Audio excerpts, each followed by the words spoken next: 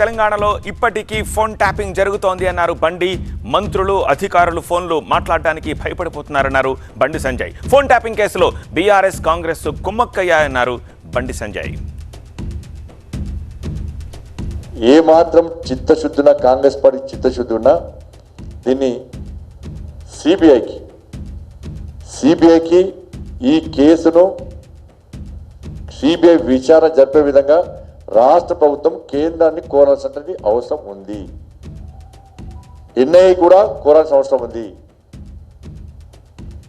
రాష్ట్ర ప్రభుత్వం చిత్తశుద్ధి ఉంటే మాకేం సంబంధం లేదు ఫోన్ ట్యాపింగ్ కేసుతో అని మీరు భావిస్తే, ఎందుకంటే మీరు కేసును క్లోజ్ చేశారు. నాకు తెలిసి పాపం ముఖ్యమంత్రి గారికి ఆయన బాధితులు కాబట్టి ఆయన ఈ విషయంలో సీరియస్గా యాక్షన్ తీసుకోవాలన్నా ఉన్నా కూడా కాంగ్రెస్ పార్టీ నడుస్తుంది, ఢిల్లీ నుంచి ఏదేస్తే నడుస్తుంది, ఢిల్లీ పోయి పైసలు ఇస్తే ఏదంటే నడుస్తుంది.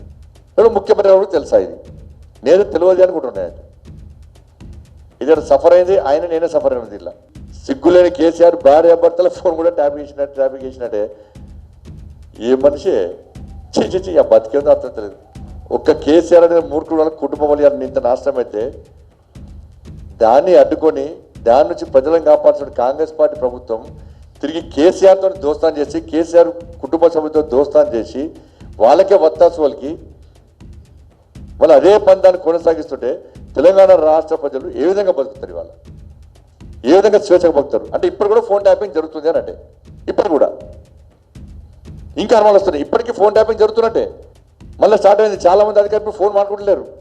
మేము ఫోన్ చేసి సార్ ఫేస్ టైం సార్ అంటున్నారు, సార్ వాట్సాప్ కాల్ చేసి సార్ అంటున్నారు. ఇప్పుడు పక్కన కడిగేస్తున్నారు అని ఇంకా నడుస్తుంది. ఇంకా మరి కాంగ్రెస్ పార్టీ నాయకులు ఎంతమంది ట్యాపింగ్ చేస్తున్నారు? మరి ఎంతమంది మంత్రులు ట్యాపింగ్ చేస్తున్నారు ఫోన్?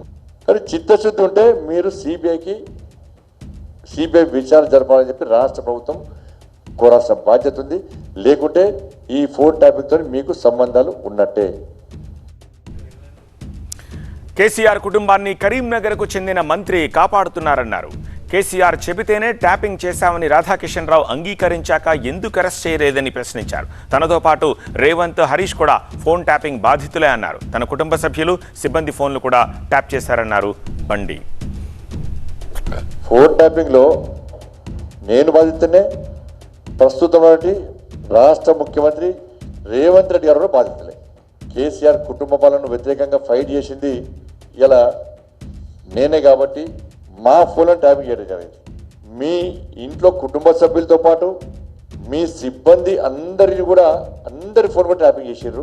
అందుకే 317 జీవో అప్పుడు కానీ టీఎస్పీఎస్సీ అప్పుడు కానీ మిమ్మల్ని అరెస్ట్ చేయడం ఇవన్నీ కూడా దానిలో భాగమైంది. మేమిద్దరం కాదు, హరీష్ రావు కూడా బాధితుడు. ఇలా కేసీఆర్ అల్లుడు హరీష్ రావు కూడా బాధితుడు. ఎందుకంటే పాపం సంవత్సరం పాటు పాపం మంచి పదవి ఇవ్వాలి హరీష్ రావు గారికి. ఎందుకంటే హరీష్ రావు గారు ఫోన్ ట్యాపింగ్ జరుగుతూనే సంవత్సరం పాటు మంచి పదవి ఇవ్వాలి. ఆయన కూడా బాధితుడు పాపం. అందుకే ఈ ఫోన్ ట్యాపింగ్లో భాగంగానే విజయ రమణారావు గారు పెద్దపల్లి ఎమ్మెల్యే. ఇప్పుడు ఆయన పైసలు పట్టుకున్నారు. రామగుండం ఎమ్మెల్యే మక్కన్ సింగ్ తౌర్ గారు ఆయన పైసలు కూడా పట్టుకున్నారు. ఇక వేరే వాళ్ళు పైసలు పట్టుకోరు. ఇక ఈ మంత్రి పైసలు పట్టుకోరు.